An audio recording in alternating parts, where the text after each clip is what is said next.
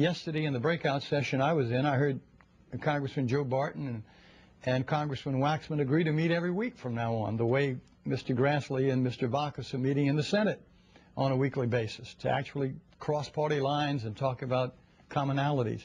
I didn't hear that in the 1990s. I mean, it was take it or leave it, and the Republican response was, well, our plan is to beat your plan and then beat you in the elections. I don't hear any of that right now. I hear people talking about the fact that this is an American problem, and that if Republicans have a chance to dialogue and have a chance to compromise with Democrats on it, if it's not just rammed through the way it was attempted to be done in the 90s, that at least I hear a willingness to try to do that. And I would strongly recommend they take advantage of the invitation and the challenge that was laid down yesterday.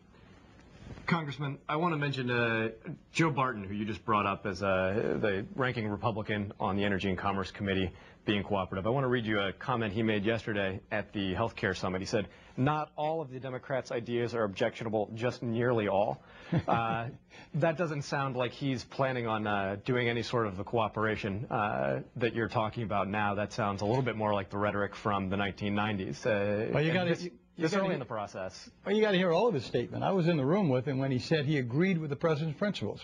He said he couldn't find anything in the president's principles not to agree with. That's pretty strong.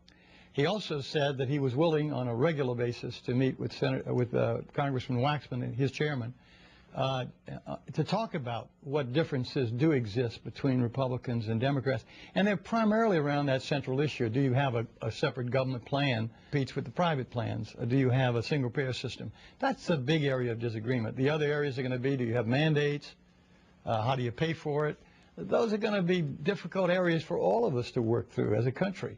But I sensed from Joe, first of all, typically Joe speaks his mind very clearly. He said very clearly, I don't think that things failed in 1990. I think we succeeded in killing a good plan. He said that very clearly, that the plan offered in the 90s was not, in his view, a good plan.